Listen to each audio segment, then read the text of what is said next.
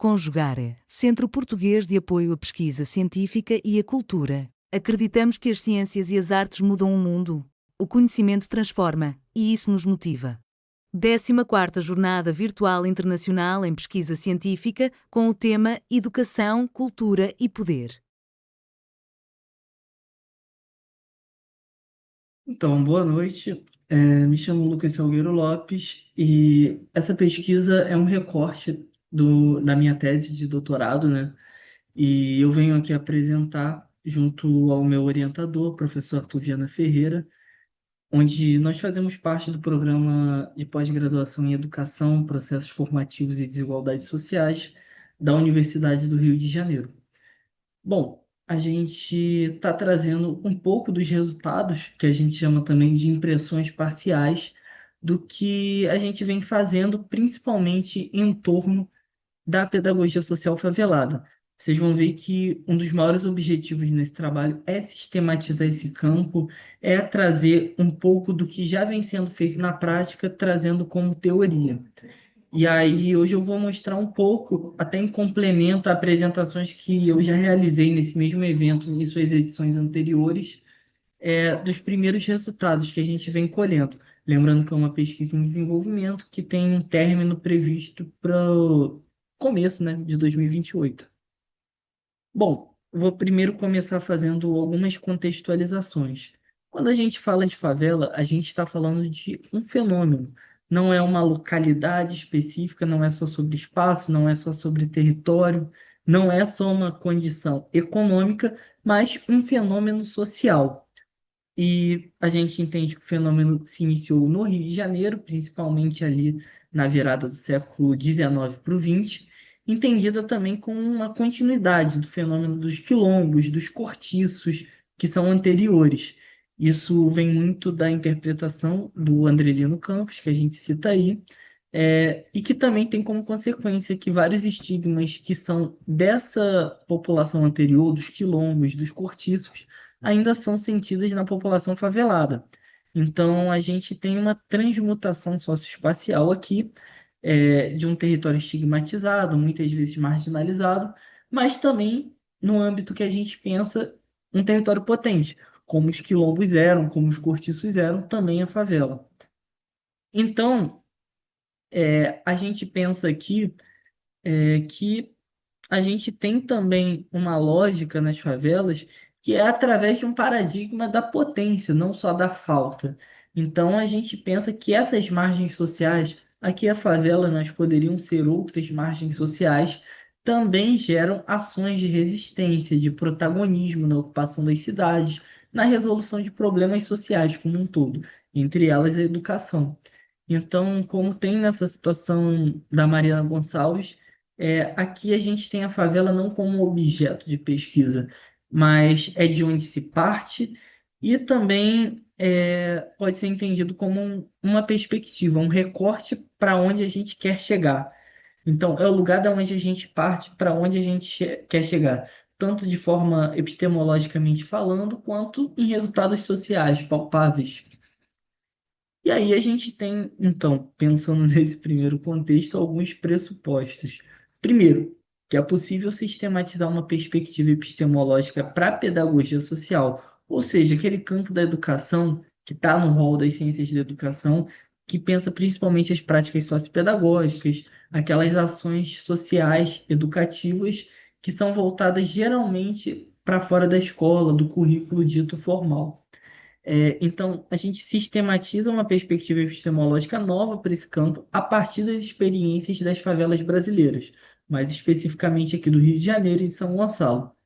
Segundo, a favela não é só um objeto da pedagogia social, como algumas pesquisas anteriores já fizeram, mas uma experiência objetiva e subjetiva que constrói processos educativos, que são inovadores, que são diferentes, que trazem novos saberes, e, em terceiro, esses novos saberes, essas ações sociopedagógicas, que partem de uma perspectiva nova da favela, podem propor atitudes emancipatórias que vão causar um senso crítico e uma transformação social. É o nosso pressuposto de pesquisa que na prática já vem dando alguns indícios, como a gente vai ver. Então, temos como objetivo geral construir esse modelo sociopedagógico.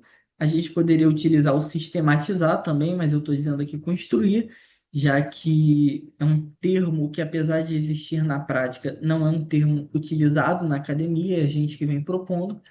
Então, por isso, construir e fundamentado essa construção nas dinâmicas sociais e educativas que são influenciadas pelas representações de favela elaboradas por educadores que atuam em espaços educativos não escolares nas favelas de São Gonçalo.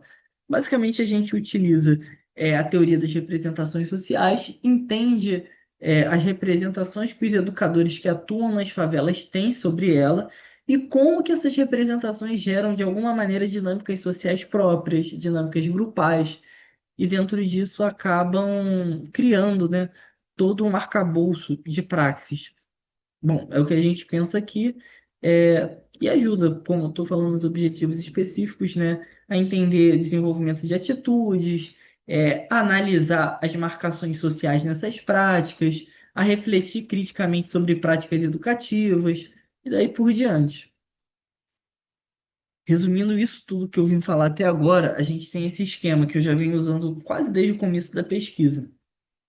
Então, para a gente criar esse campo, construir esse campo, melhor dizendo, de pedagogia social favelada, a gente tem três áreas que estão aqui em interlocução, sabe?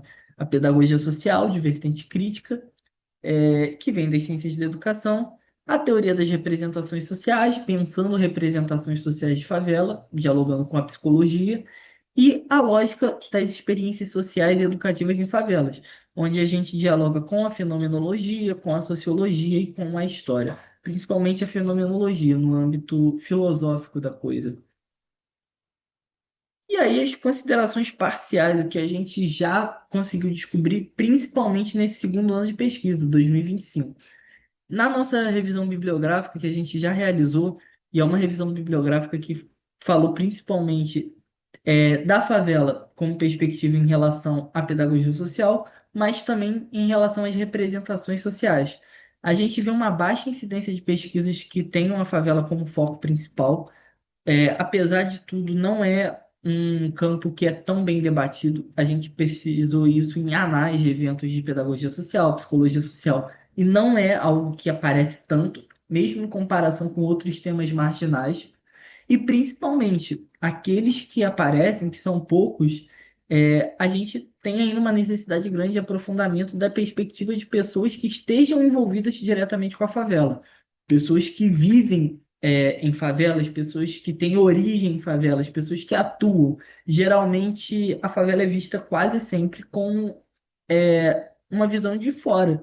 E quase sempre uma visão de fora de alguém elitizado, de alguém que não tem essa experiência, que vai lá como sujeito pesquisador, fica um determinado tempo naquele espaço, vai embora e que fala como um observador.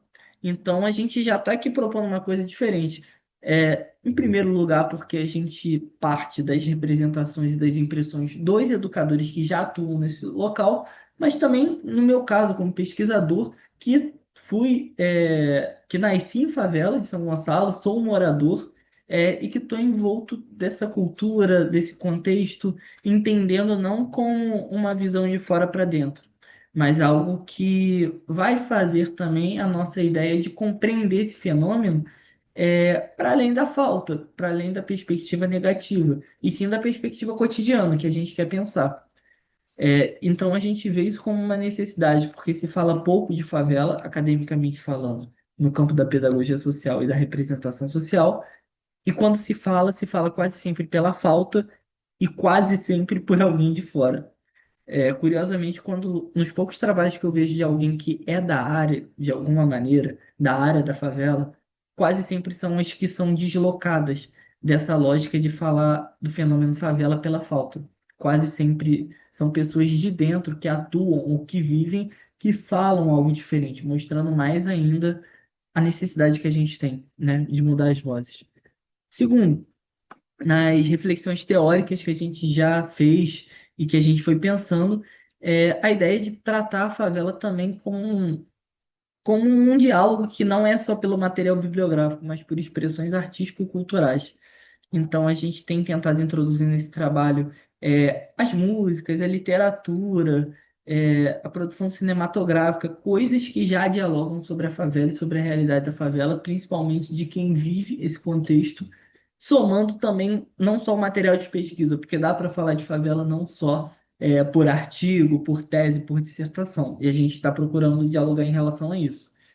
E, por fim, a terceira impressão que eu tenho aqui, parcial, já em uma impressão empírica de quem já está fazendo trabalho de campo, já tem algumas coisas escritas, que esse modelo da pedagogia social favelada já tem grande potencial, principalmente para pensar valores críticos e inclusivos, inclusão aqui em um aspecto maior, e três pontos principais que eu vejo nas práticas sociopedagógicas que eu observei até então.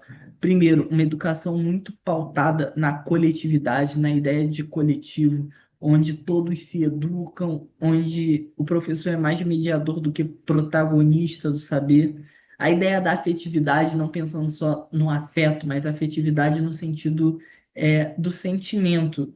Então, uma prática educativa que desafia a racionalidade fria, essa coisa distante entre professor e aluno, que tem um calor diferente no sentido da afetividade, e a ideia de transformação social. São práticas que visam transformações não só individuais e grupais, mas daquela sociedade, daquele grupo social como um todo. Isso é o que eu venho percebendo e eu quero tentar, né, aos poucos, ir confirmando com o decorrer da pesquisa e traduzindo isso em coisas positivas, né? Porque eu quero estar apresentando aqui o quanto antes. Agradeço, pessoal, por quem ouviu essa apresentação até então. Deixa aqui o link do meu e-mail, das minhas redes sociais, assim como do grupo Fora da Sala de Aula, na qual eu faço parte. Obrigadão por tudo. Realização, Conjugare, Centro Português de Apoio à Pesquisa Científica e à Cultura. Apoio, Editora Cravo. Inscreva-se no canal, comente, curta e compartilhe. Obrigado por assistir.